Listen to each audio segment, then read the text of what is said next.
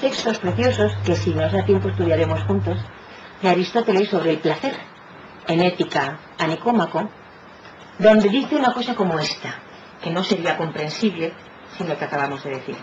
El placer no es extenso, no tiene partes, no se accede al placer por un proceso, es en cada instante perfecto, y si no, no es. De tal manera que no tienen razón, y discute con la academia, los que pretenden hacer una cronología o una medición o un número o una estética del placer.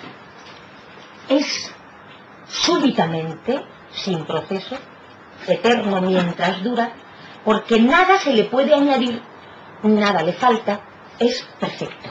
Y a eso llama eternidad inmanente. Ser divino, divino, aquí y ahora, no después, ni más tarde, ni más allá, ni nunca. Bien, pues,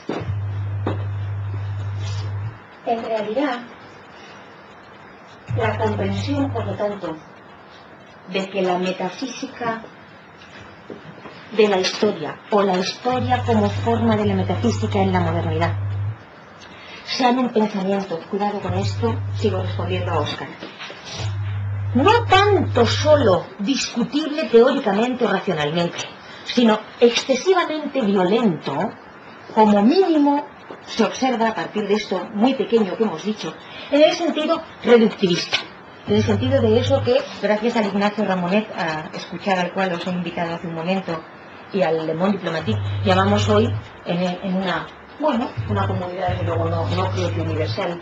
Ahí había preguntas que no he contestado. Pensamiento único, ¿verdad? Claro, ¿por qué una reducción de las dimensiones del tiempo solo al tiempo de la fuga, del trabajo y de la muerte? ¿Por qué no esas otras dimensiones? El otro día alguien decía de entre nosotros, decía, porque... ¿Cómo era? Decía, porque es culpable quien goce de este modo el placer de la eternidad inmanente, entonces es culpable desde el punto de vista del sacrificio, del trabajo, y no hay otros puntos de vista.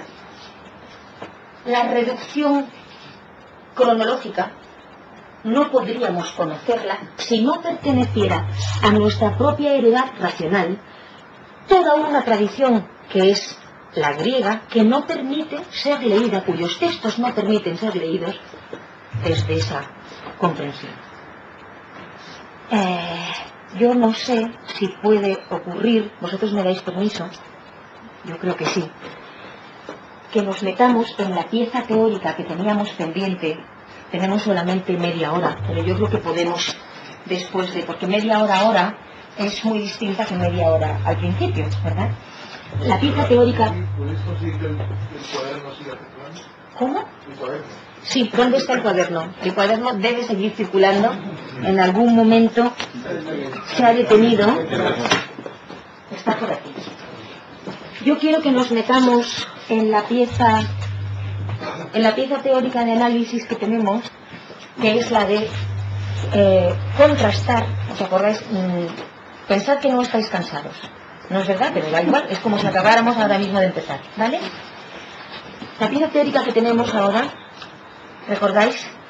Es contrastar con un mito característico, cualquier mito cronológico, cualquier mito genésico, ya sea el Hesíodo, ya sea el del Génesis bíblico, esto ya lo doy por supuesto en vosotros, contrastar con una pieza sincrónica o característicamente lógica, como es la crítica a los Eléatas de Aristóteles en Físicos 2.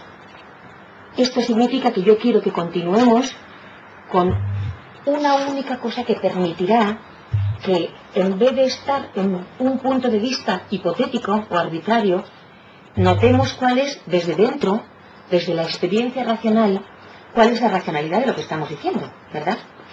Bien, os recuerdo muy brevemente que en cualquier relato, este era el cuadro, que desde luego puede crecer con vuestra intervención o con vuestra crítica, el cuadro que estábamos utilizando, que era, ante cualquier pieza de lenguaje, incluso un tam-tam en la noche, ¿verdad? O una expresión corporal ante cualquier pieza de lenguaje, poder aplicar comparativamente en el análisis estos criterios. Habíamos dicho cuál es su tipo de temporalidad, lo cual medía la estructura, cuál es su modalidad, cuáles son las condiciones de su aceptabilidad,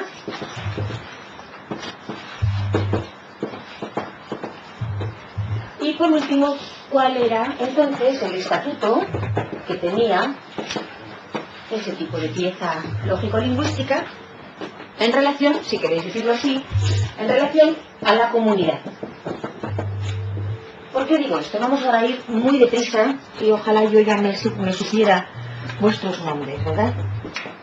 En cualquier mito habíamos dicho que, puesto que se trata de un relato, la estructura o la desestructura, la no estructura temporal es diacrónica. Y después, y después, y después. Y entonces, y luego, y ocurrió, y después.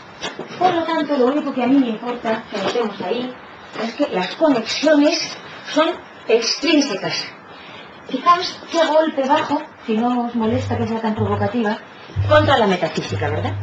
Resulta que la trascendencia es justamente la señal de irracionalidad, porque los conectores extrínsecos son arbitrarios. Y vino, y después, y más tarde, y llegó, y hizo, y podía no haber ocurrido, desde luego. ¿Y están implicadas las partes entre sí? No. De modo que la trascendencia, el trascender, el estar más allá y por encima de los conectores, en este caso es justo señal de arbitrariedad. De modo que la temporalidad, si alguien quiere interrumpir en algún momento, que lo haga, la temporalidad narratológica de cualquier mito, de cualquier relato,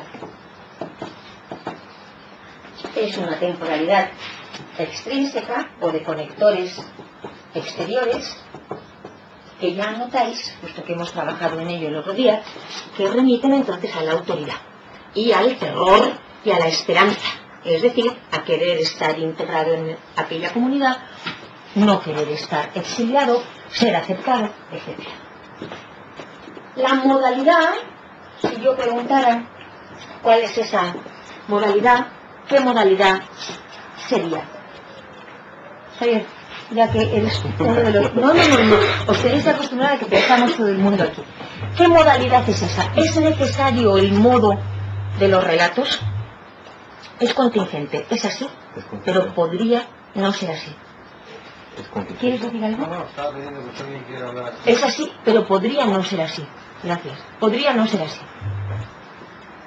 Y tendría que haber separado las aguas y los cielos y la tierra el segundo día, o luego el tercero, o el... Ya hemos discutido de esto, pero os ruego que lo tengáis repentizable para cada sesión, porque si no tendremos que volver a decir lo mismo cada vez. Tampoco importa.